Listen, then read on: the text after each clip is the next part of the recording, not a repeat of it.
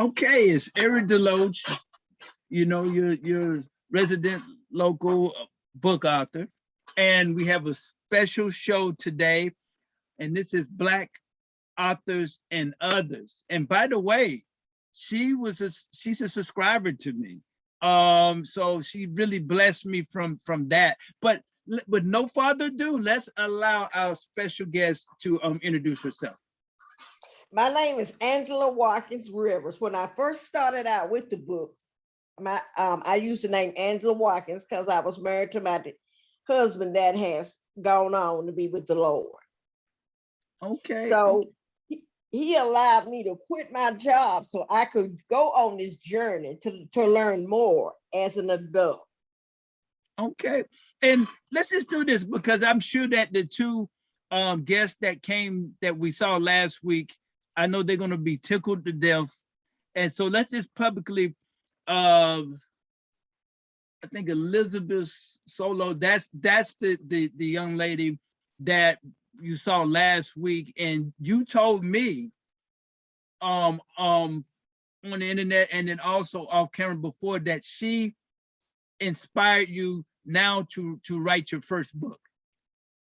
She did. She really did. You know, when you can see people that have come out of situations and they don't let it stop them. Right. Don't let and they can keep on going and go on to great things to show other people that they can make it. Right. So we're about to make some tears happen now for them. So go ahead, you can go ahead and thank her publicly. I would like to thank you publicly for that because I've come through some things myself. And it just really touched my heart to see how much she had come through with. And even though she did, it did not stop her. And she came out a winner. Great. Okay, and let's tell our honorable mention, I guess you want to say, or whatever, the 81-year-old great jazz legend run. Goodness. So you can tell us about how he influenced you to write your I'm sure he wants to hear. At his age, he did not say, I'm old, I'm retired, I'm gonna sit down and I'm gonna let the younger generation do what they need to do. I've lived my life and I'm ready to just sit down and take my rest. Because a lot of times when people retire, you think when they get that age, their mind is on retiring, giving up. Right. And he was just, I am 63 years old, will be 64 next month. Okay. So if he did not give up at 81, I cannot give up at 63 and a half. Okay. And you can tell him publicly for the world to hear that I appreciate that. And I thank you for blessing us and telling your story. I did. I will. I thank him for telling his story because it inspired me. At his age, I just know I just have to pick up and keep on going. Because right now, I was riding real heavy for 14 years. Okay. And I just came to a stop. And now, since I have come in contact, now personally with these two, I have went back to my Pinterest board.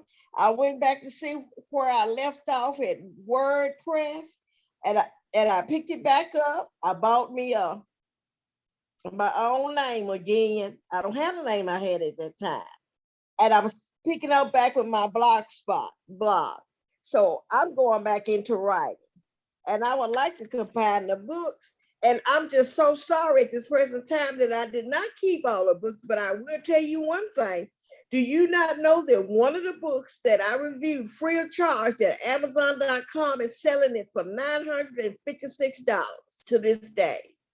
Right. But you can get it at other websites at a cheaper price. And, okay. And I just thought, I said, this is something else. Right. I said, because you never know when you're going to hit a book like that, and then they jack the price up on Amazon. Okay. What I want to say to you now, I think now that you're going to be a role model, and because of you being humbling yourself and thanking other people and making the journey forth, and we're going to help you, but and making the journey forth. Now I think you inspired even more people. You also are in that group that has inspired I'm sure other people, they're going to see this at my church. They're going to see this video. So let's just start back. Tell me, where did you grow up? Because we're going to call you future author. So tell us, Miss Book Author, Miss Future Book Author. Tell us where did you grow up? Where were you born and where did you grow up? Okay, I was born in Ripley, Tennessee at Lauderdale County Hospital. Okay. Okay, my daddy was in the Army. Him Okay. and my mother was married. Right. She was attending Lane College at that Right. time Right. in Jackson, Tennessee. Right. And she did not finish school though. So when Okay. my daddy Right. came from wherever he was, because you know, I don't know at that age, Right. wherever he was at that time when I was born in 1957, Right. I don't know if we went to Texas or we went to Florida, but I've lived in Texas several times and I lived in Florida several times because my daddy, you know, like I said, he was in the Army. Right. And it's one thing that he just put down in me, and you must read. You just Okay. can't sit around and play. Right. And he inspired me to read. And so Okay. what happened behind that, and I always thought the older I became, Right. it was more pressure on me to go to school and get a degree, but he wanted me to become a nurse and join the Army. And I could not do that because I couldn't stand the sight of blood. Okay. Okay. That was his goal for me. Okay. Well, tell me. That was not. Okay. Well, let me just ask you: did you grow up in Tennessee? Tell me about growing up. You're growing up at years. I grew up in Texas, Florida, and back and forth to Tennessee. I was in Texas. My mother never went overseas. Okay. So that's why I was back and forth. Okay. And how was did that create creativity? I know reading did, but did getting a chance to go to different places? Because you know sometimes people said, I'm from Georgia, but I lived in New York, I lived in San Francisco, I lived in Houston, Texas. So what I'm saying, and Atlanta, Georgia, Athens, Georgia. So the question is, sometimes people, you know, say they're from Athens, Georgia, a small town, or Elberton, Georgia, where I was born. Okay. And they never leave.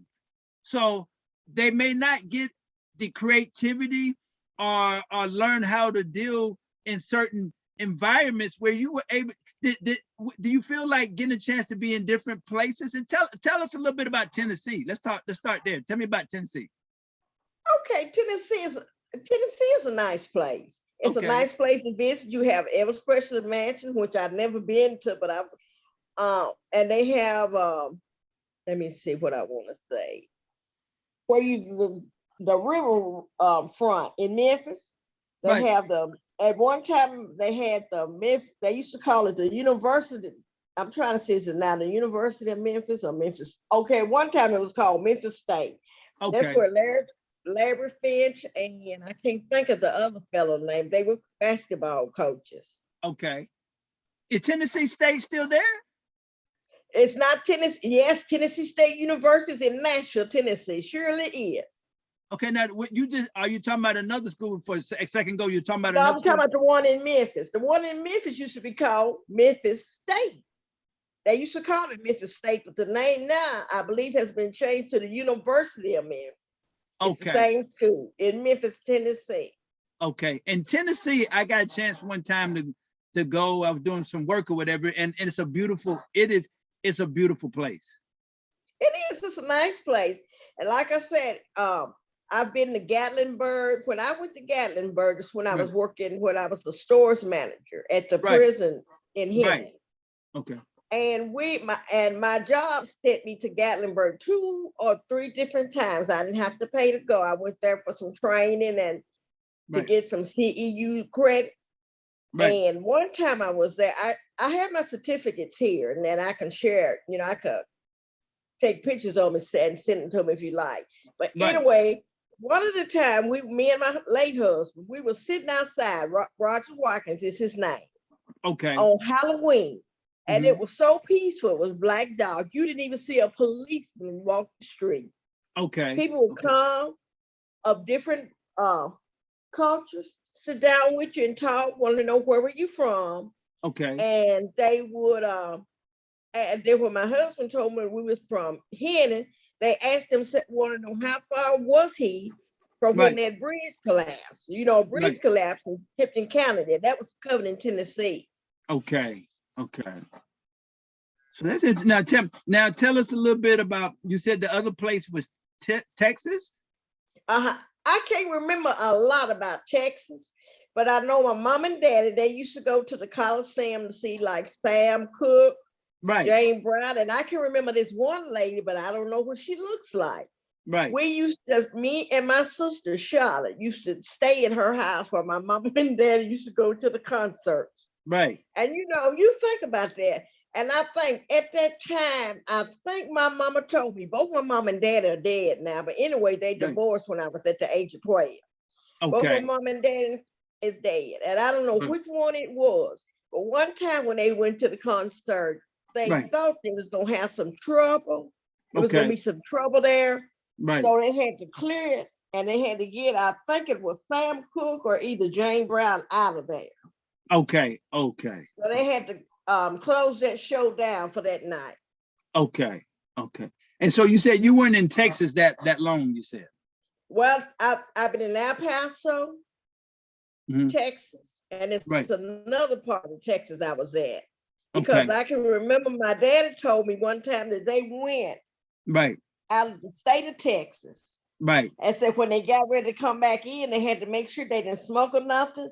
And when they saw me, he said they almost was not able to get me back across the state line because they Wow. were trying to say that I was not their child Wow. because Wow. they thought I was of another race. Okay. Okay. Okay. And now interesting story. So you said Tennessee, Texas. Was there another state you said, or was just those two Florida, states? Okay. no, Rancho, Florida, Tell me about Goulds, Florida. Florida, Goulds, Florida, Mhm. and it was another part of Florida, but I can't remember. Okay. Okay. Okay. So people, so for the audience to know that she's a book reviewer. She reviews and I've never seen a book. I write books, and I'm sure there's a lot of people out there that reads books or write books, but now we're actually meeting a live book reviewer. Oh my goodness.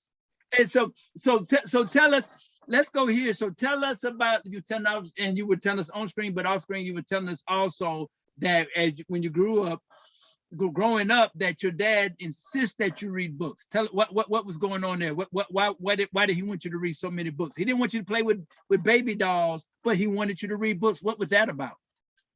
I guess that was about, well, you know, my dad he was highly educated Okay. to me in a sense, Okay. because he used to do a lot of reading. Okay. So, and it was like me, and it was like Charlotte, and I was like between three and a half, maybe 4 years older than my sister. Okay. And it was like she could play more with dolls, but I guess he had his mind set on what he wanted me to do in life.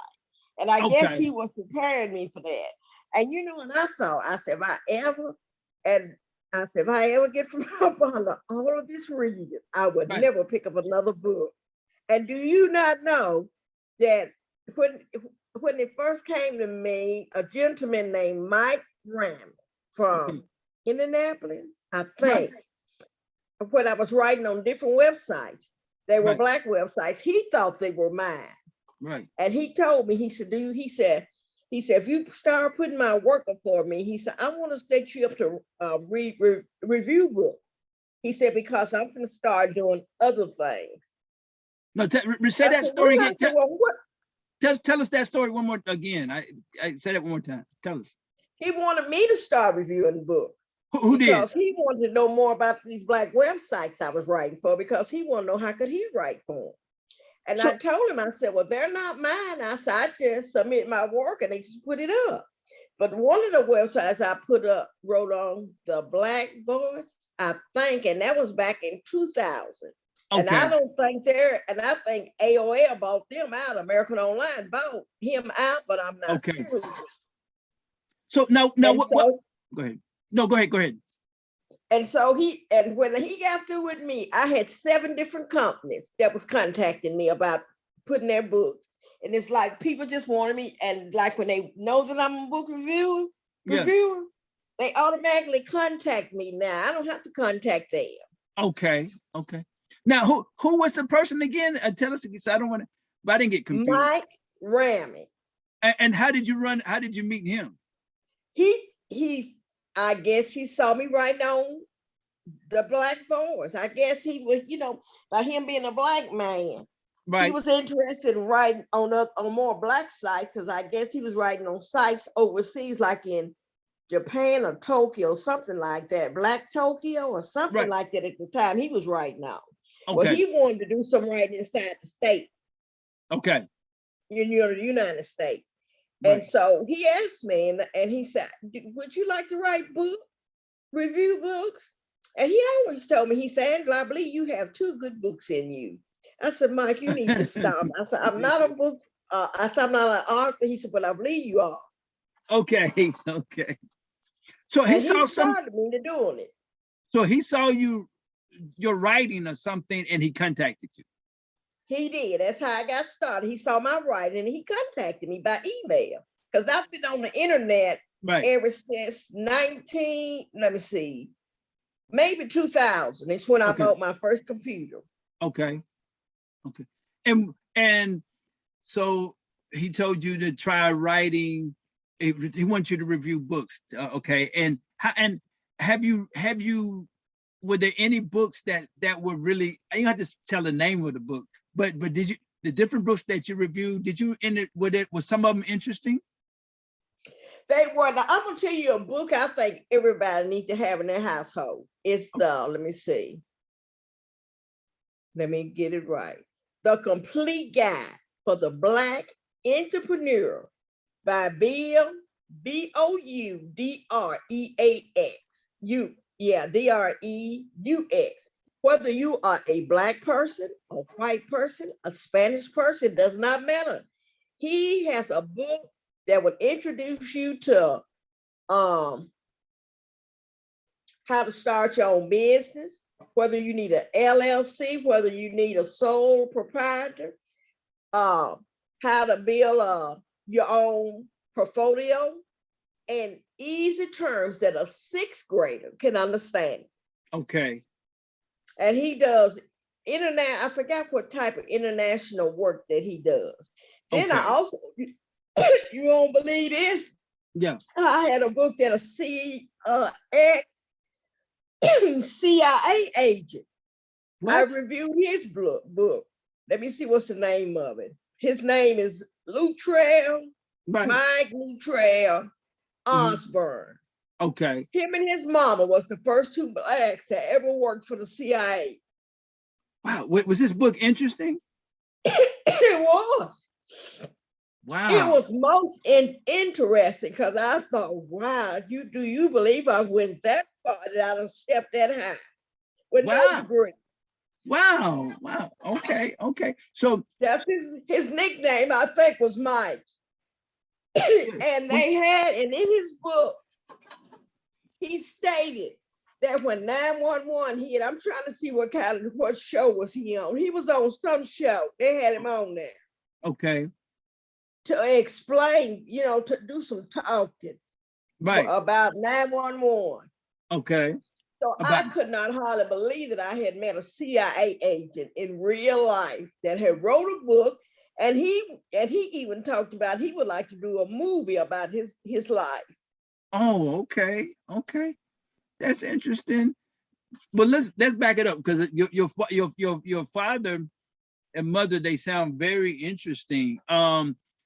Were there any, and I always ask authors this, and so that you're going to be one. So the thing is, what were there any interesting sayings that either one of them or either the grandparents or anybody said to you when you were young that stuck to you when you got older? And you know what I can't remember was there any one statement, because I do know my okay, tell grandmother, us. when We I want to hear. during the Tell us. summer months, when me and my sister used to go stay with my dad and mama after him and my mama had separated and divorced, we used to visit his mama, and he Right. came up there, and my daddy's name was Irvin Richard Allen. She called him EV. She said, Okay. EV, I don't know what you gonna do with Ann. He said, but I'm gonna tell you what. He said, every time she get one of my books that she has, Bless you. he said, she has the nerve to write in my books. Okay. He said, I'm gonna spank her. He said, no, mama, don't spank her. He said, because she don't know no better, because that's what I have her doing. Okay. Okay. Yeah. But I what can any remember that I used to write in my grandmother books okay. Why during did the you write summer months as a child. why did you do that? You know, I never realized he had me doing that. But Okay. he told my grandmother not to spank me. What you were like outlining the book, or that what you do, like Maybe reading? that's what I was doing, and I didn't know no better. And you're reading it and you're trying to, you just write something here to kind of remember something. Was it like that? Uh-huh. And she would go behind me. And Yeah. she showed it to my daddy what I had done. Because he would Right. stay in a motel and we would be in our house when he would come from Minnesota or wherever he would be to Right. see us, Right. spend a little time with us before he had to go back. Right. And she told him, she said, you got to put a stop to Answer because she can't go to people's houses and do that EV. He said, Right. Mama, she gonna, and I can remember him telling her, he said, Mama, she does not know any better. Right. He said, because I taught her to do that. So And it's she said, you did what? He said, yes, ma'am. wow. He said, don't spank Ann. Man, And it's, I never knew that I was doing that. And the older I got, I've noticed that I continue to make notes. If I have a book, I put my name in there and I put notes in there. And I can go back and tell if it was my book, a book that I had that was interest to me, because I put notes in it. it seemed like that started you believe he actually sound, and we really make the connection. He really started you. He didn't know that, and you probably didn't know that at the time, but that really started you to be a book reviewer. It did. He started me at an early age, and I didn't know no better. And that's what was going on. You're writing down, you really want to understand and remember stuff that's interesting to you, and you just wrote or make notes into it. So you really studying what you're reading. So that sounds like that would be kind of what a book reviewer would do. That's what I did. So he started me out as a child as being a book reviewer. And I don't even know when let me see, like I said, I'm 53 now, 63. Right. And I don't even know if people was reviewing books when I was a child. Right. Have you But he ever started me back. You just think about that. right. Now did you ever meet any other book reviewers? I went to, let me see, I think in 2007, Mm-hmm. it was a part of Florida I was invited to for Right. women in ministry, Right. international ministry. Right. And this lady had, black lady, I Right. can't remember her name, but Right. she had written a book about, Right. to me, it was kind of like about grieving after I had lost my mother that somebody sent to me to read, and they Right. wanted me to review it. Right. And I got a chance to meet one book author, but I cannot remember what her name was. Right. And it was different women. Okay. And some of them came from the islands and some from different parts of the United States. Right. Right. Well, so did you did meet another book reviewer? I've only met one and realized that I knew that I've got, have had her book. A book reviewer. So I have had the chance to meet them. Okay. And how was that? What was that conversation between one book reader to another one? We're like flies on the wall. We want to know what that conversation was like. Well, you know what? I was so excited, and I told her how excited I was. I told her how I had lost my mother and Right. how her book helped me during my grieving at an early stage. Okay. And she told me that's what she wrote the book for, because I think she told me she lost someone in her family. Okay. That how it affected her. And Right. she felt like that she could help other women, other people deal with grief. Right. And I cannot remember what it was, but I got a lot of my book reviews on Author's Den. Okay. Okay. Okay. So so you saying that you met a person that you met the person book that you reviewed. That's what I you met sure the author. did. That's what you're saying, the author. Okay. I sure Oh, did. okay. And then when I first started out, I only did Black books, written Okay. by Black people. Okay. Then Thomas Nelson Publishing Company contacted me out of Nashville, Tennessee. Okay. And they asked me, they said, will you do books other than just Black? Said, Okay. we have other authors here that would like for you to see their books. Right. I said, as long as it's family friendly, but that, I do, since I don't get paid for it, they have to be family friendly. I'm not gonna do any Okay. kind of book. Okay. Right. And at Right. that time, things was not like it is now. Okay. So after she said, well, we'll make sure. She said, how many can we send you? I said, don't send too many. She said, Right. take your time and read them because we understand you'll have other things to do. So I Right. don't have a time limit placed on, when I'm Right. reviewing them. Right. How many years have you been reviewing books? From 2000 to 2014, I did it for 14 straight years. Okay. Then I stopped for 2 or 3 years, and now I think in 2000 I think I've started back for about 3 years. I picked back up. Okay, that's 2 or interesting 3 because years, and now I have one gentleman. I hadn't finished with his book yet. It's an ebook.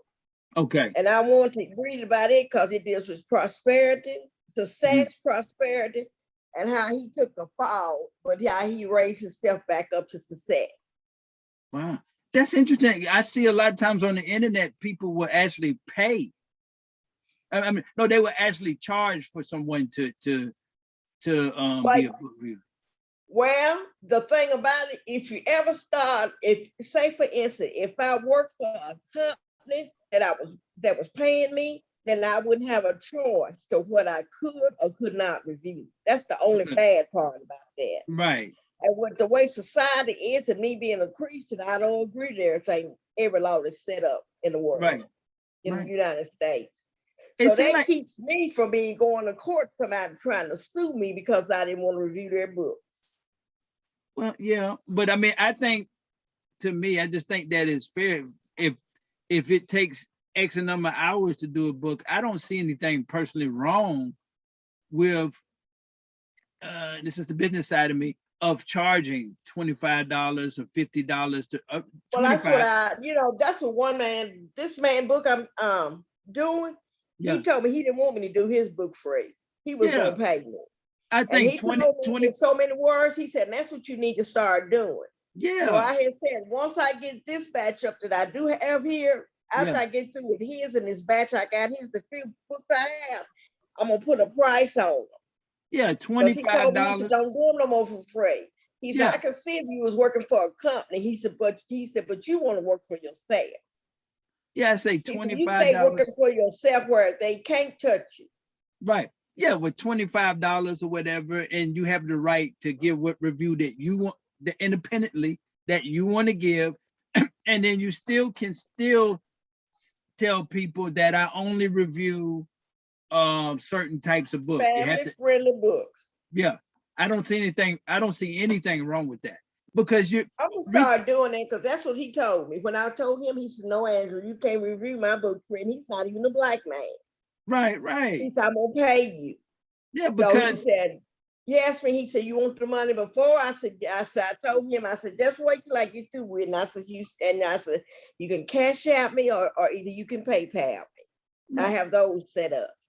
Usually, how long does it take? Like, if you have a 150-page book, or let's say a 200-page book, how long does it take to do it? I mean, what is your process? And then also, how long does it take to do a book like that? This is what I do when I'm reviewing a book. I make notes. I'm making notes, writing it down on a piece of paper. Right. Then what I do, I take that paper once I get, and I go down through a book, see the pages, see what's most interesting in the book. Pick those chapters out. Yeah. Write those pages number down on a piece of paper.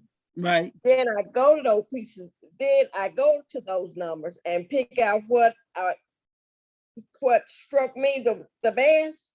I write it down. Then I have to get situated. Then I turn around and I have to write it and put it online. Because see, I have I can put it on Amazon.com. I have my own profile on Amazon.com where I can share books on my Pinterest board and on my blog. And, Okay. and I think it's two more book sites, one or two more book sites, Goodreads and library thing. Right. Yeah. So I think that's, and how long, what's your process? Do you, okay, you come from work or whatever you're doing, 7 o'clock at night, okay, I'm going to read it for about an hour. What is your process? You know, I start around by 5 in the evening. Okay. I don't do anything in the morning time because what I'm doing in the morning, I'm letting myself think, let myself get getting comfortable, getting in the mood to do I do my best work at night. Okay. Some nights I might be up from 5 to midnight. Okay. And Okay. I might not get up in the morning till about 9:30. Okay. Okay, so when I get up, I already have my to-do list. And I go Right. down there and I look to make sure I know what I'm gonna do. And Right. I didn't forget anything. And I start on the most pressing things first. Right. And I take an hour, put on my book. Right. Because see, all my phone calls are out the way. I don't have to worry about being disturbed with nobody. My Okay. daughter's grown. Right. She works in the education system also. Okay. I don't have any more children. My grandchildren in school. Okay. And everything is working. That once I start at 5, I don't have to worry about nobody disturbing me. My Right. phone is ringing in the daytime. So I'm Okay. having to tell people, do what you're gonna do, or tell me what you're gonna tell me, because I got to start to work at 5 o'clock. Right. Right. So yeah, my thing to you is definitely yeah, $25 at least. Now how long does it, of a book, a 200-page book, how many days, what is it, a week and a half? How long does it It's take a for you week and a half. It's less than 2 weeks. less than 2 weeks? Okay. It's Okay. less than 2 weeks. Okay. So yeah, and I'm just going to say this, here I go, because backgrounds is accounting and finance outside everything, business guy. So I would suggest that, yeah, you charge, and I think it's a noble, can be a noble occupation, kind of a something that brings in a little extra money, but something that you enjoy doing. And I'm just gonna urge the public, and I'll urge you too, that if people around you, say young people at your church or different people, and you notice that they have an appetite for reading, that you recruit some people and they work under you, and then you do some books, you get them to do some books, and maybe they pay you a part of of the money that they got, and just and it's and then it keeps children that like to read out of trouble. You see what I'm saying? It keeps them out of trouble, and it gives them a self-esteem. You're doing something, you're giving back to society, you're getting paid a little bit, but you're giving back to society. And I think it's going to really make them eventually go on to become book authors. You know what I'm And saying? that's good. Yeah. So I'm just going to urge you. I think that I'm sure there's people in the community, young people, young ladies, there may be young males, maybe not, and you recruit them and get them involved and start a business up, and you get paid, and they get $25. Maybe they, for you bringing the book to them, they get $25, but I mean, the whole amount, but you take $5 or $7 or whatever. Okay. And the books that you read, you take your whole $25 and just start, and then they can also, you be able to eventually start a book club. That would be really something. Yeah, I think that you have something there, and I think that would be good for young Black ladies, young Black males, and I'm just in the audience. You're hearing this as well, so if you have, start something out there as well. In your case, you actually have connections to people that send books, so definitely I reckon, and that will, because a lot of times people, especially in our community, oh, you're nerd, oh, it's look, oh, you're not being black. These are some things that people say, which are not true. And it's not a bad thing to be somebody who likes to read.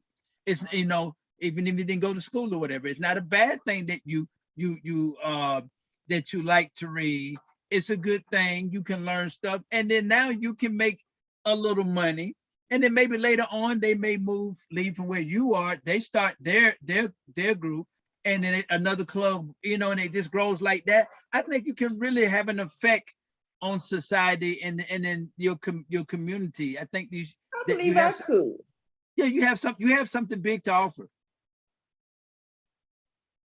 I believe I do have something to be offered. And I hope people I learn said something. something, not only something to be offered, something big and huge, and that is meaningful. I believe it could help. I really do. So I'm going to urge you to do that. I mean, But I have to talk to my first lady. One time before COVID broke out, my first lady of my church, First Lady Nancy, she had me over teaching a few ladies. Right. And I asked her, I said, what can I teach? I said, well, what do you want me to do? She said, you know how to teach. And I said, okay. So I would go in there. Like I said, at one time, I taught I was a substitute teacher, and right. I taught on suicide. Okay. Now, no, I'm not a suicide expert. I'm not certified in it. Right. But I did watch for I think it was 1 or 2 years, they made us watch tape.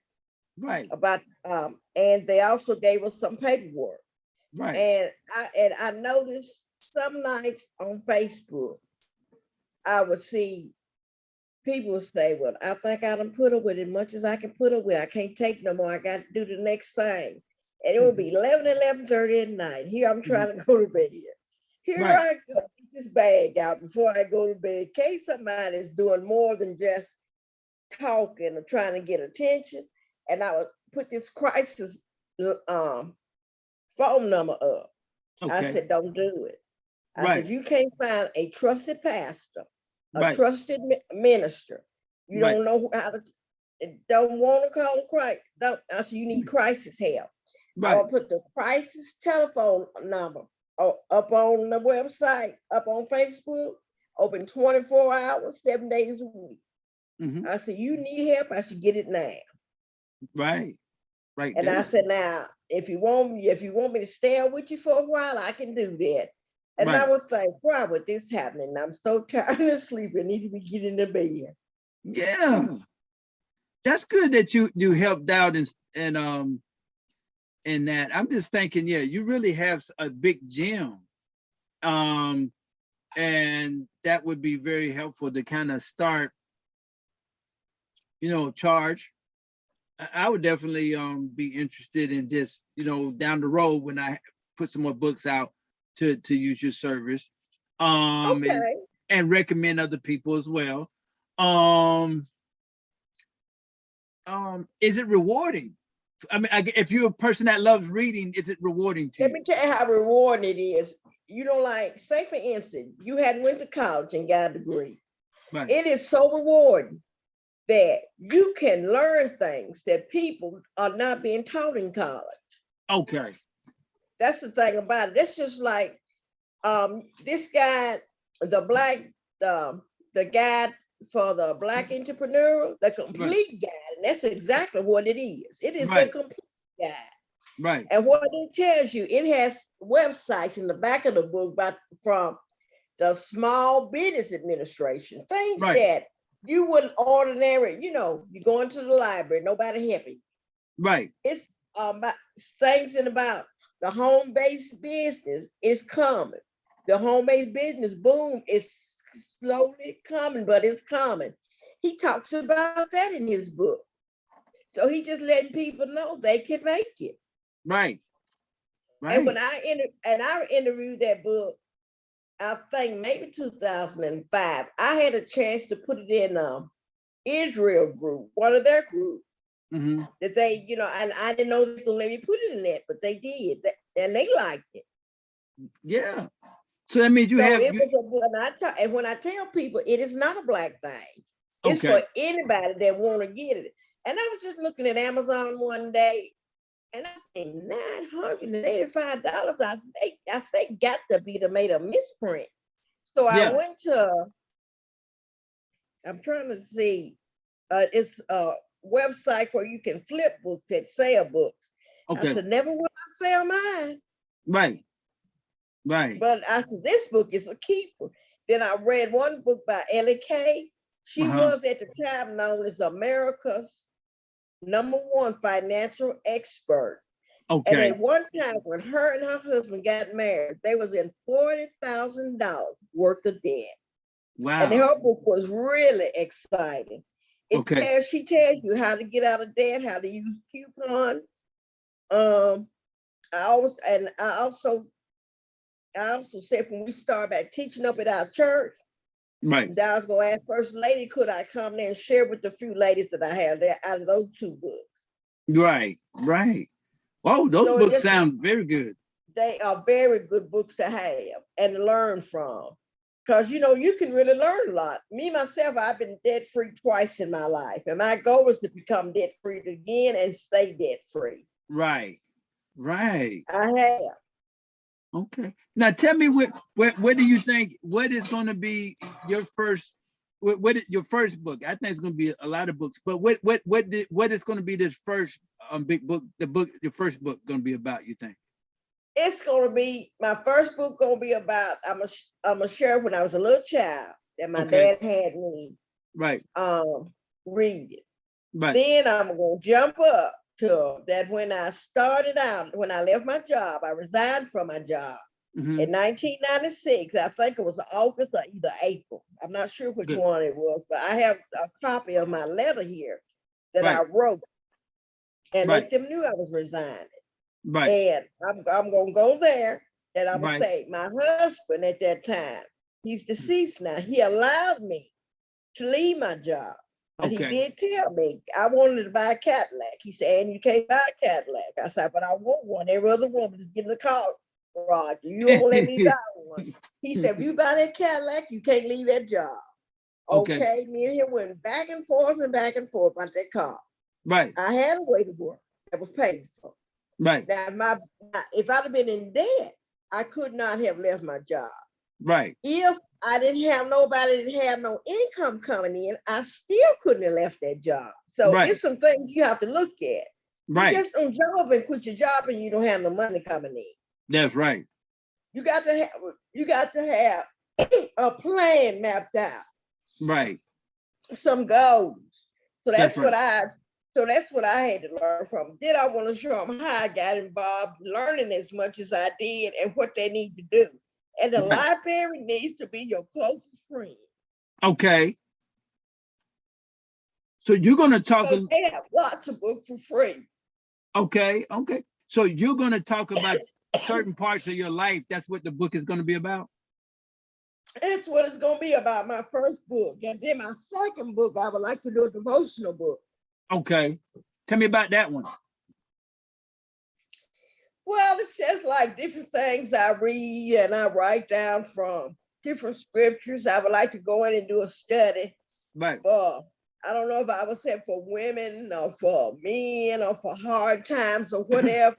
Right. But I would like to do that, a devotional book. I don't know if it's gonna be a small 3x5 or I don't know how large it's gonna be, or I might end up doing several series of devotional booklets. Right. Right. Right. Now, my third book, I've been lazy, but I had to get it together. It's the third book is a picture book. What I got a chance to go to, I lived in San Francisco about 20 years ago. And during COVID, I went to San Francisco and kind of just took pictures of interesting things. So, and that's going to be the book. But I'll write a little bit in there, but basically a picture book. Maybe kids and older people would like it, and people that want to travel to San Francisco, whatever. What would you ever do a picture book?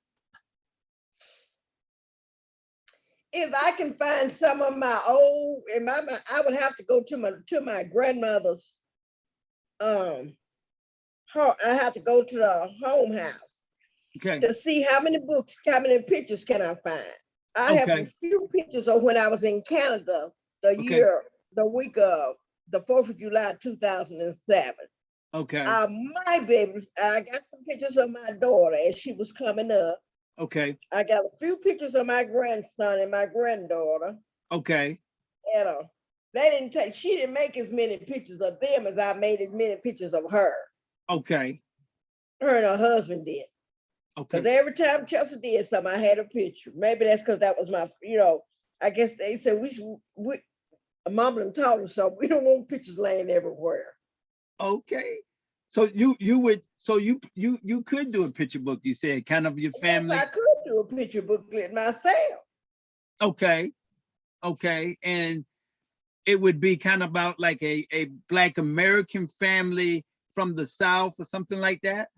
Yeah, that's what I would name it. It had to be the American family from the South. Right. And the great thing, Uh-huh. yeah, because I mean, we really have, uh there, and I think that's old now, but bad images or whatever. But there's a strong, family bond. And I guess the North and other places too, but I'm just saying in the South, The where I'm South, from, and more people visiting Tennessee, more people moving back to Tennessee because it's cheaper to live here. I'm right. trying to see what part of Tennessee. I read on some website. It's Yeah. a it's a city in Tennessee, what they were saying. More people are moving back to Tennessee. And did you not know that the Ford, let me see, we are getting ready to have a mega site built Okay. in Tennessee, not far from where I live. I don't want to No, work there, but you look, I think it might be about 400, 500 jobs available. yeah, That's a lot of jobs. that's a lot of job. Now, I what don't know city? when it's going to start, but I think it's supposed to be ready in about 2 to 5 years. Is what Okay. they're working for. Okay. Now, what city? So What city? Yeah. What city do you live in? Tennessee? I live in Brownsville, Tennessee. Is that a big mid-sized big city or It's larger than Hennon, the city that I was living in at one time. It's larger than that. and what's the Hennon nearest is big? Hennon is a town. It's not a city. Hennon, Tennessee is the hometown of Alex Haley. That's the city Okay. I lived in once. And I always told them, and I met this man, Mayor, what is his name? Montgomery. I cannot think of what his first name is. Right. And I told him one time that he could give you a tour Right. at the Alex Haley Museum. There'll make tears come to your eyes. And Now, I always told Mayor that's where he? Montgomery. So That's that's where. that's where Alex Haley came from. Okay. What And what his what what city is he from? Alex Haley? Yeah. He was from Hennon, Tennessee. Wow. I never knew that. People will learn. I don't know. Maybe they know, but I never knew that. That's And fascinating. his home house is a museum in Hennon. There's a museum there. Yes, they have a museum in Hennon. Now, did And you that see? museum was Alex Haley home house. And Mr. Fred Montgomery, that's who he was, the mayor. Okay. He was Fred. Alex Haley's friend. And the house that he stayed in, Alex Haley bought it for him. Wow. Now, I saw the back part. Well, I mean, like the later parts of Roots, going back and watching it when I got older and stuff. And how he became an author was kind of interesting because he was writing love. He was a Coast Guard person or something, and the guys had problems giving letters to their girlfriends. And and he would write letters. The guys would say, well, would you write a letter for me? I have a problem with my girlfriend. And Alice Haley could write beautiful letters, and the guys would get back with the girlfriends. And that's kind of how he started. Uh-huh. Somebody had me, I can't remember, but when they found out at the time I was living in Hennon, Right. I had people would pay me. They said, how much we want some cotton. Can you get us some cotton? I said, some cotton. I said, what you gonna do with it? They said, we just won't have a bowl of cotton, just to have it as a souvenir. Okay. They said, it's five. I said, just send me $5. And they said, when they would get it, they said, wow, we've seen it on TV, so but we never had cotton in our hand before. People Wait, was now, excited to find out I was from Hendon. now, where were they from? Where were the friends from? They were like from New York, Massachusetts, Minnesota, away from here. Okay, And it's just the idea when they saw Hendon, they right. wanted to know, is that the same place Alex Haley came from? I said, it most certainly is. But if you'd have ever seen Fred Montgomery, Mayor Fred Montgomery, Right. give a tour of that school of the home house, it will make tears come in your eyes. Because he could tell it. He said him and Alex Taylor was so tight Right. where he would beg to go to school. And his mama would tell him, but he can't go to school today. Not Alex Haley, but his friend, Mary Right. Montgomery. He said, you have to go work and pick cotton today. And so he would just cry. Mm. He said, Oh, because that. he was not given the privilege like the children nowadays have to go to school. And I just wish they could have kept, I honestly wish they would have had filmed him and secured it somewhere for people to have had it, to see it. Because it would bring tears to your eyes. Yeah. I had lived in here, and me and my husband had been married about a couple of years. And Right. they had taken children to places in Memphis and like different places. Right. They said, hey, so we want to come to your house. I said, Right. my house. So we want to bring the children to your house. I said, we want to go to the Alex Haley Museum. I said, Right. no. I said, I've never been to the Alex Haley Museum. They said, you going now? Did you go? They said, we gonna make you go to the museum and you live in here. So Did you go? went Did you home. go? Did you go? What was I gonna say? I did not want to go. I was ashamed. Yeah. I was so ashamed. I did not know what to do. So I went to go see Mr. Montgomery. Right. He said, girl, he said, by the time you coming up here to see me, he said, because do you not know? He said, your mama, your grandparents, and me was the best of friends. Oh, okay. He said, we want y'all to come. Right. He said, I would give you a tour. Right. And he said, bring the children. He said, let me know how many. I don't know if they gave them out like paper and pencil, but he told them how important it was to go to school. Right. Learn all they could learn and get an education or get some kind of skill going for themselves. Right. But he could give a tour out of this world. I don't believe nobody could do it like he did. And by him being Alex Haley, he would show you about the fireplace. I believe it was the fireplace and everything. About where they used to sit and stay warm at. And he said, it was just so, I mean, you have to cry about it. Just to think about what Fred Montgomery went through with during that time.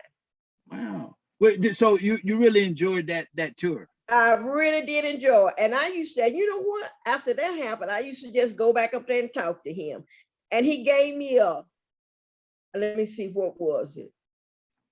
Like a card holder, business card holder. Right. And told me if I ever wanted to travel, contact those people, but I don't know what I did with it now. And let them know that I gave it to you. And he said they would give you a discount. Okay. Sure did. I used to love to go up there and talk to him. I was so sorry that, and then his wife came down with Alzheimer's. Somebody else became mayor in Hendon.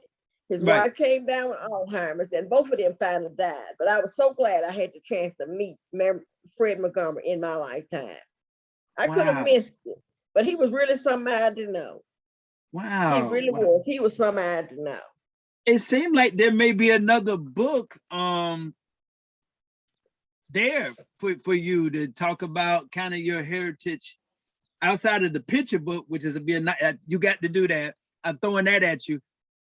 You see, I'm throwing that at you. The picture book. You're throwing these books on me. and kind of the heritage of around in that area in Tennessee. It sounds like a very beautiful story. It is. It is a beautiful story. You got to put in the book about this cotton thing. That is interesting. They wanted cotton and they wouldn't pay $5 just to hold some cotton. That is very interesting. They just want to hold a cotton in their hand. They said they had never, everybody, it's like everybody was like Beale Street. They're talking about Beale Street. They're talking about Tennessee State, like I'm trying to see what they will have. We're talking about everything. But I don't think Alex Haley Museum, but when Henry got the credit, it should have got. But Alex Haley, I guess, did enough. But I think when he come back home was his plan. He was supposed to come back home and start some kind of group for Henry, but he never got a chance. I don't know if he had a heart attack or stroke, but anyway, he took sick and died so he could move back to Henry. But I was told his plans was to move back to Henry, Alex Haley. That was his plan, and he was supposed to start something, but he never got a chance to do it. He took sick and died. Wow. I want to come now. I think I may want to just might hit you up or something like that and bring some friends. That would in the future we'll see. That. And I believe Alex Haley is buried in front of his house. I think he is. Oh, okay. I think he is. Okay.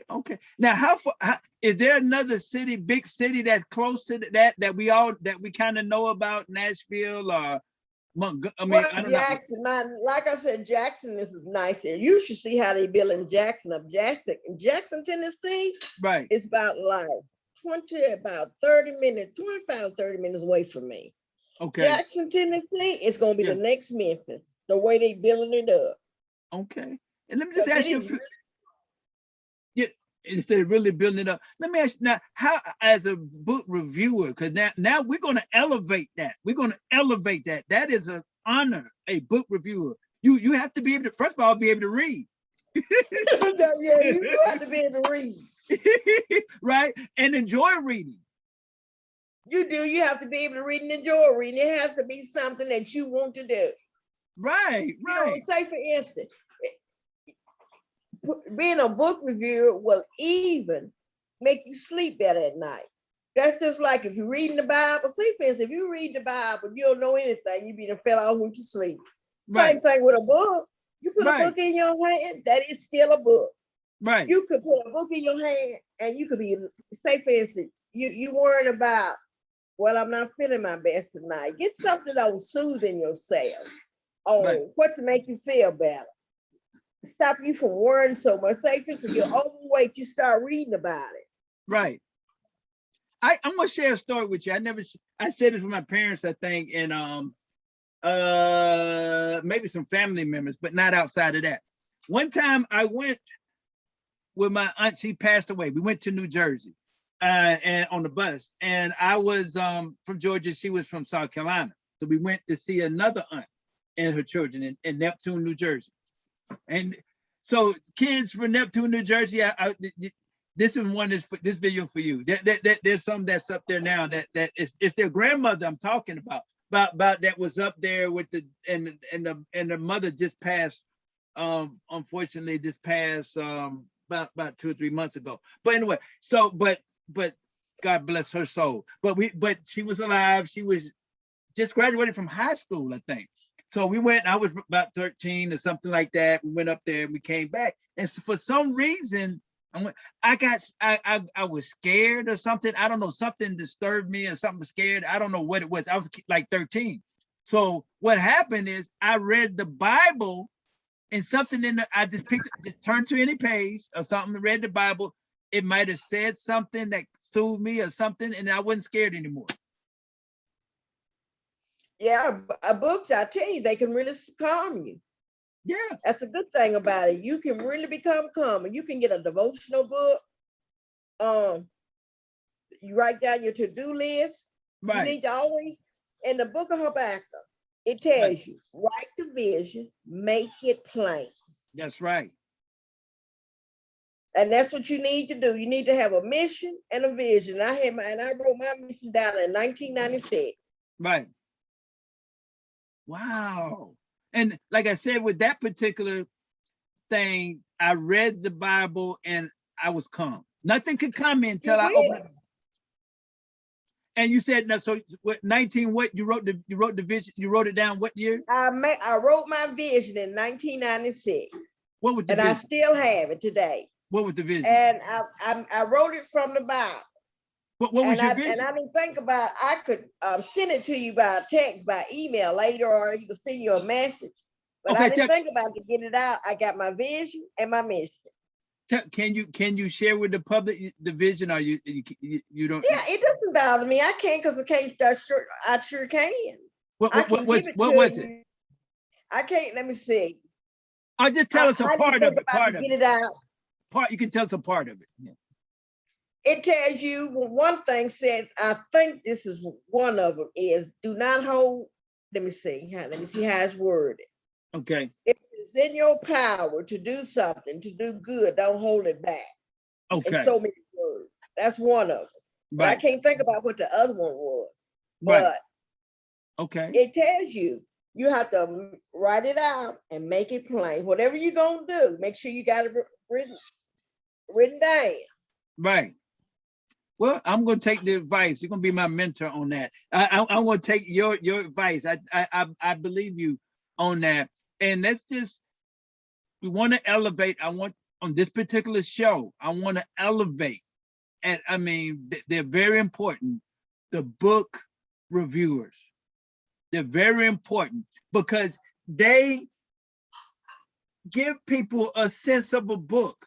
It's one thing for the author to share their book and okay, it's this or that, but the book reviewer is somebody that comes along and may be able to explain it even better than the book author and kind of give the public an idea and let them decide if they want to, buy this book or not buy the book. That's right. You give a rating. Say, for instance, when you put it on Amazon.com, and everybody know Amazon is good.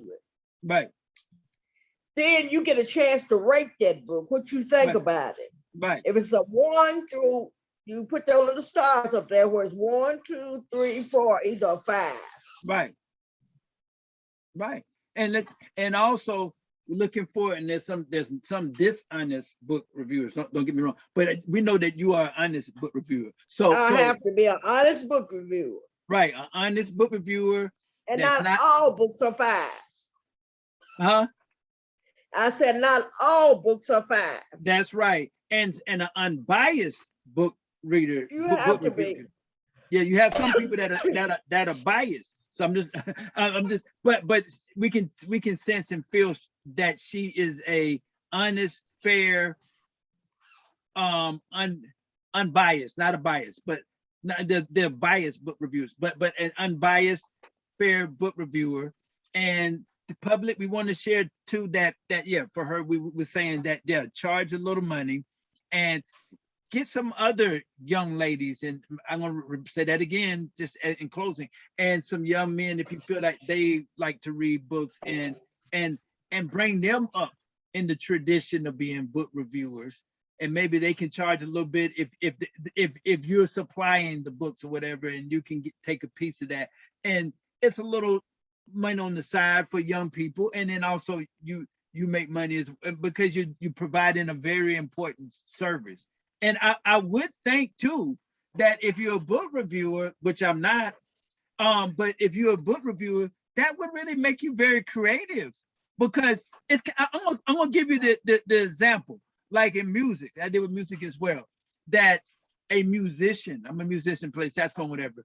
That really helped me to be a good songwriter, because what it is, I kind of know.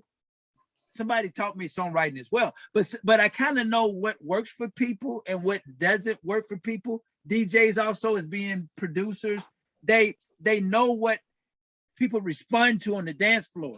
So they're some of the best music producers, because they're going to give people what they like. You know what I mean? Likewise, if you're a book reviewer, you see what you get an understanding of what's a good book and what's a bad book. So I think that a book reviewer probably would be one of that type of person would be one of the best book authors, because you see good books, you see bad books, you see that book, that type of book, and you are able to put it together what would make an interesting book, better than somebody who may not read books as much, but this book became a book author. You see what I'm saying? Mm-hmm. So I'm looking forward, and the audience is looking forward to your book, and we're going to try to help or whatever needs to help, and get somebody and stuff like that. So we're going to see, we're looking forward to these first two book. I like to see the picture book. I want to see the picture book of your family, put it out there, write a few things, and who knows, in 4, 5, 6, 7, who knows how many books that you will end up writing and impacting society, and as well as, and continue the great work that you do as a book reviewer. And I appreciate you being a subscriber. That meant a lot to me. And you shared something that was real pretty too. It was something, but we won't go into it. Maybe you may put it back out there. People go to her LinkedIn, and she put out something that she shared with me about content creators, that they're going to really do some great things. So you put stuff, you put that out. That was very interesting. But I'm very excited for the near future that's going to be for you. Let me ask this: how did COVID? And then I got to ask you this question: how was COVID for you and your family? Talking about COVID-19? Yeah, COVID-19. So far, I have not had it. I've had both my vaccine shots. Plus, Okay. then afterwards, I've been COVID tested. Okay. And who was it told me? One of my doctors told me he recommended I take the shot. Right. He said, because I have sinuses so bad and allergies. Right. He said, I recommend it for you. Right. And he said, you really need to take it, Angela. I said, do you think so? He said, yes. He said, I would recommend you take it. Okay. Okay. He said, because your sinuses are too bad. He said, because you suffer every year. You end up sick twice a year. You end up have to come to the doctor for you to get back straight. And he said, COVID is, he said, sometimes people try to say, oh, it's a cold. Turns out to be COVID. And he said, then you have to take, and one time, this is before COVID came out. They thought I had pneumonia. They was going to put me in a hospital. Okay. And I went to the doctor, and then when my sister was living, my baby sister, she wanted me to go back to the doctor. She took off work, and I didn't want her going with me. She said, well, I'm going to go with you. So I left with my own car. She stayed around the corner from me. Right. She got upset with me. She came right behind me. And I registered my name in. They called me to go into the doctor, to go to the back to the doctor's room, in the room. Right. She marked right in there with me. She said, I'm going to sit right there and see what they're saying. And she said, why is they keep on getting sick? They said, her sinuses are so bad. They said, we have to normally watch her. Right. Said, but we checked her chest. Said, don't sound like she got no flu or stuff, but we finna give her some x-rays. I said, am I going to the hospital? They said, if you in there with pneumonia, you say you got to go. COVID came out then. Wow. So when I went back there in the back and they x-rayed my chest, they said, your lungs are clear. They said, that's good. That shows you don't have pneumonia. Great. I had an aunt that was 81, the one that was from I think she was 84 or 80, whatever it was. She passed. That was the one that was in Neptune, New Jersey, the older aunt from pneumonia, I think. Yeah, so it's very dangerous. It is, and you know what? I've known a lot of people that died from COVID here in Tennessee. Right. I had we've lost a lot of people. I had a distant cousin that passed away from COVID. He was a farmer. He passed away. It was very sad. And I know it. Now in Allendale, South Carolina, where my dad is from, he's been dead for 4 years. He died from dialysis. But the gentleman told us up there that there was a lady that was 48 and another lady that was 50 that passed away from COVID. And then my mother's tax preparer, a white lady, she told us that a few people that she knew, I think they were white, that passed away from COVID. So it's real. It's real. It is. It's real, and it has hurt a lot of people. I took both of the Moderna shots, and my mother, I got her. She's 78. She took all 3 of the Pfizer shots. Which vaccine did you use? I think mine was the Moderna. I keep my card in my wallet. Yeah, I took the 2 Moderna shots and stuff. Yeah, I'm glad I didn't get the Johnson & Johnson because they said, they had a lot of problems with that. Yeah, something was off anyway. 1 shot, and everybody else got to do 2 shots. So that looked kind of suspect anyway. It did, didn't it? Yeah. So the only thing I can say is stay safe, keep your mask on. You are such a blessing, a lady of wisdom. And we're really looking forward, and we're going to try to help behind the scenes as we can for you to come out with this first book. Continue being a book reviewer. Make sure you charge a little bit, and recruit another generation of book reviewers. And there may be some people your age or a little younger or something that can get in it as well. And so, but now with COVID, did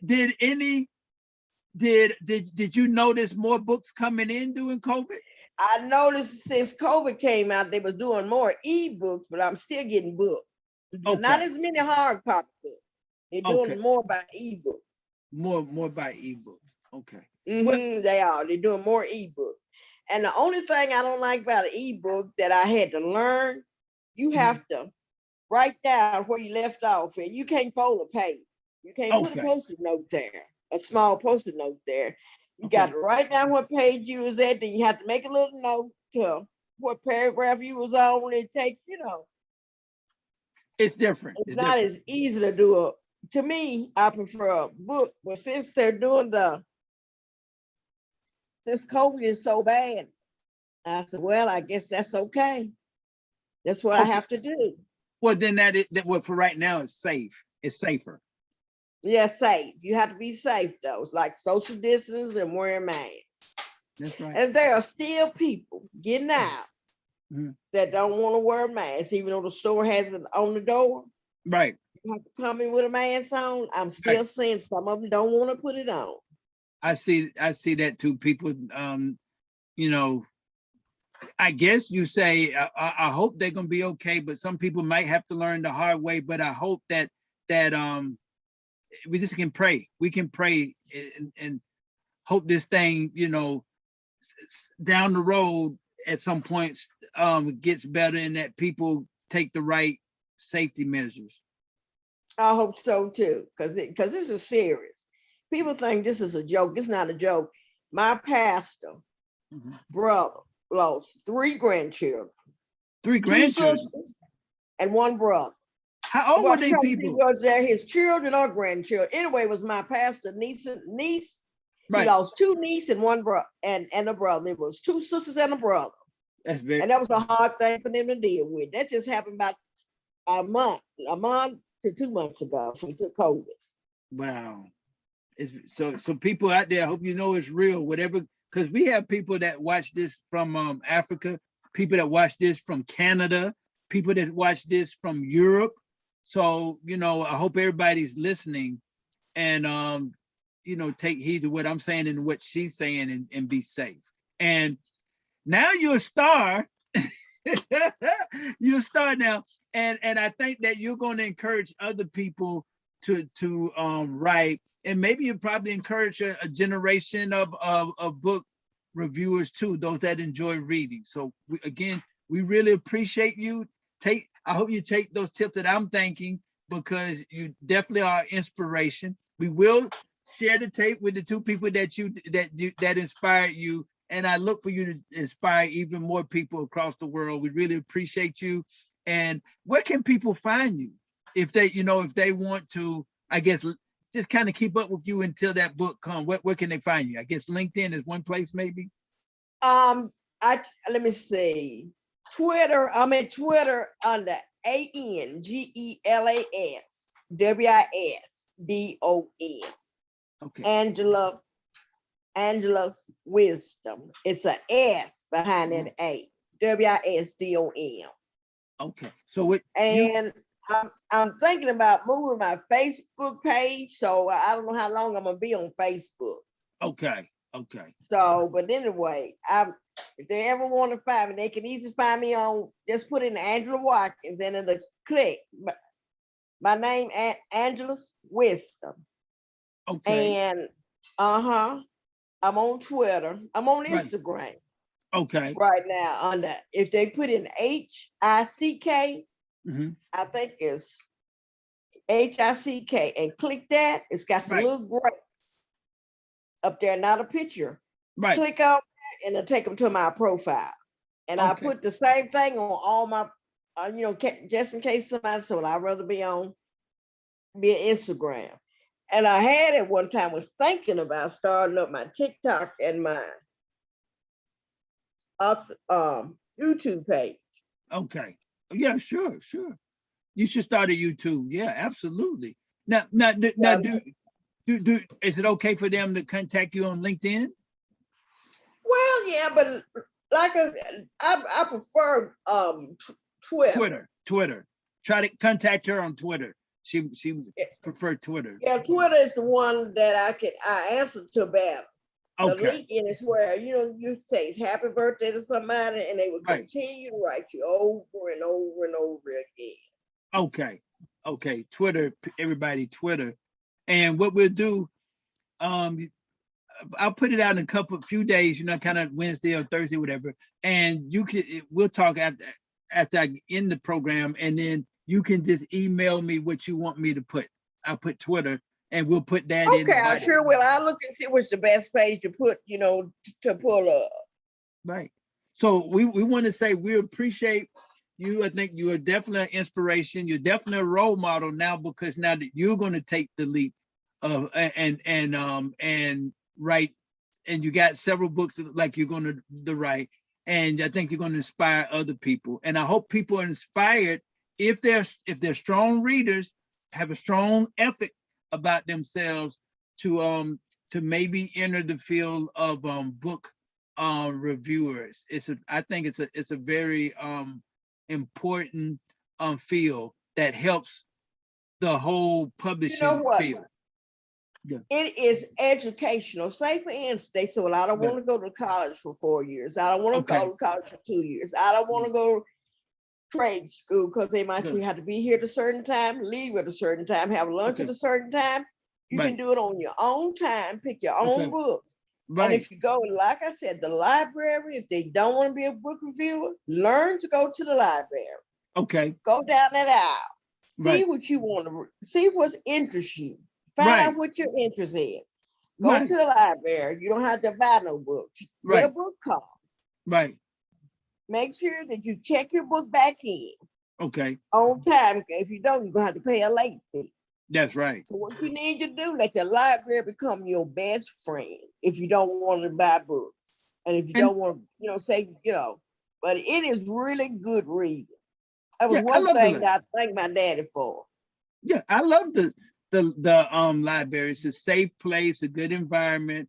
There's not going to be any mess going on.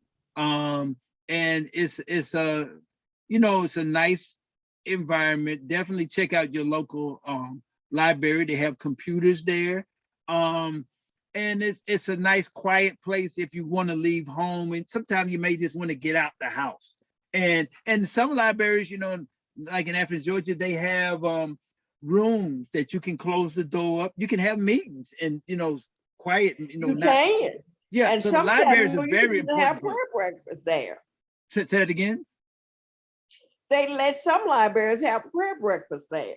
Right. And also you can also once you write your book, for example, you can also have a I think you can arrange that you can have a book signing and talk and stuff. So the library is a very I would say church first, and then next the library outside of home.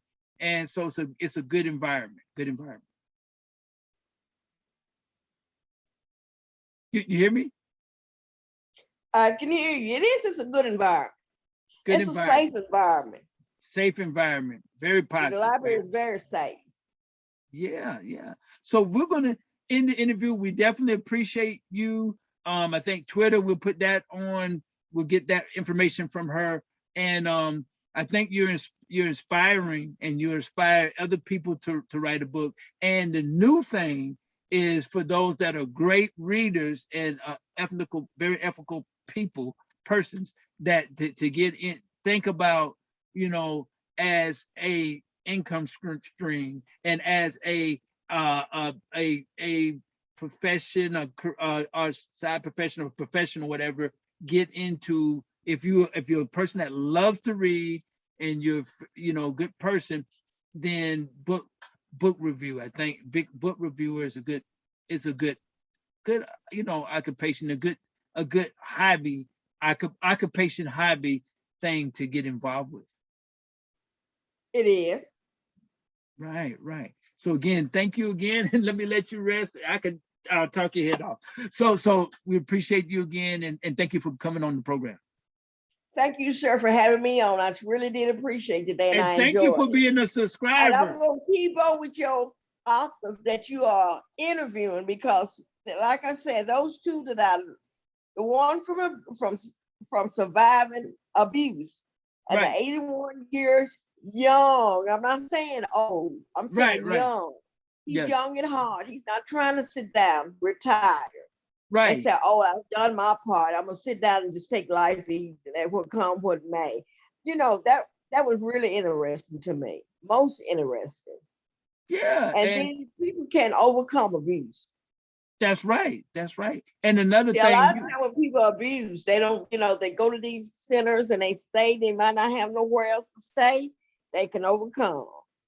and when you get this video, you watch it again and inspire yourself with your own video, and you Oh, okay, I will. and you give it to your church, and let them watch it and learn. And because it was a great interview, and you shared a lot of great information. And make sure yes, and my pastor, like I told him today, I wanted to put him, his church, him and his wife, Right, our church in the front, because we've right, done some remodeling, right, and the elders and the ministers on my Pinterest board. And if he right, want to say anything about the times of his worship or where it's located, that's up to him. So I told his wife today that he agreed to it. right, So his name is Elder James T. Gray, and his right. wife's name is First Lady Nancy Gray. Okay, So I'm gonna be getting back with them, and I'll let them see it and see what they think. definitely. Because we And I have a think, lot of young people at our church, and I see what do they think about us getting people at our church interested in something like this. yeah, but and being book reviewers, and writing books too. It would be exciting. Yeah, and I think what you introduced to the world is Alex Haley's hometown. So now we know about that. And if they get a lot of visitors, it's going to be your fault.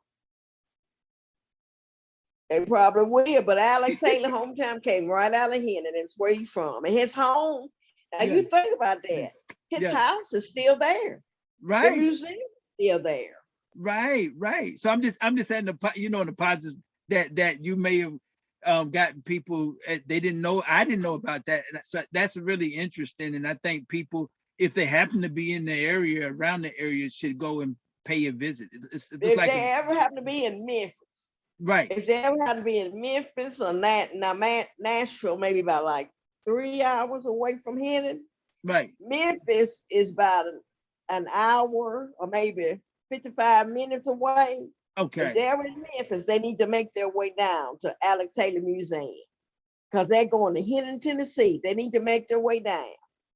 awesome. Call, look them up on Google, call and see Yeah, what time they open or close, and ask when can they visit. awesome, awesome. You always learn something. And So like I said, when I took them there, they had different little souvenirs. I think they had little pencils, ink pens, little paper, right, different little souvenirs they can take back away with Hennon wrote down for like Hennon, Tennessee, or either Alex Haley on there. right. They got different little, and when I lived in Hennon, they had different little gifts that you could purchase for a small fee. Great, great. We learned so much and appreciate it. Hey, I'm thinking about it at some time in the future, probably after COVID. But definitely, I think that's a good learning thing. Absolutely, good event too. It is. They would really enjoy being in that museum, but I just wish, like I said, Mary Montgomery would have been living at this time. He would have been so happy. And then Absolutely. he would have been a great man to meet to even direct you on that going from room to room in that house. And he didn't take you fast. He Right. get in the room, he explained it, broke it down so well. Wow. Then he go on to the next room. That's just how he did. He just took his time to explain it to him. And he was explaining to us even how some days he couldn't even go to school. He had to go to work. Not Alex Haley, but him. Right. Because the boss man would be out there waiting on him. And at that time, he had to go to work. And at that time, I'm saying Alex Haley, not Alex Haley, but Mr. Montgomery must have been about in his 70s. Okay. So Okay. that puts you back at a time when I wasn't even born, that he would have to go to work. And he said he wanted to go to school so bad. And then he would tell the children, now you have a chance to go. Please go and do yourself a favor. Nothing stopping you. Wow. You just keep dropping gems. We're definitely going to have you back. Definitely when that book comes out, we'll have you back. And I really appreciate you. And I'm sure the audience, they have really been enriched, and it was a blessing to meet you today. And I meet you off camera, but to see you on the screen and really sharing so many great things. Really appreciate you again.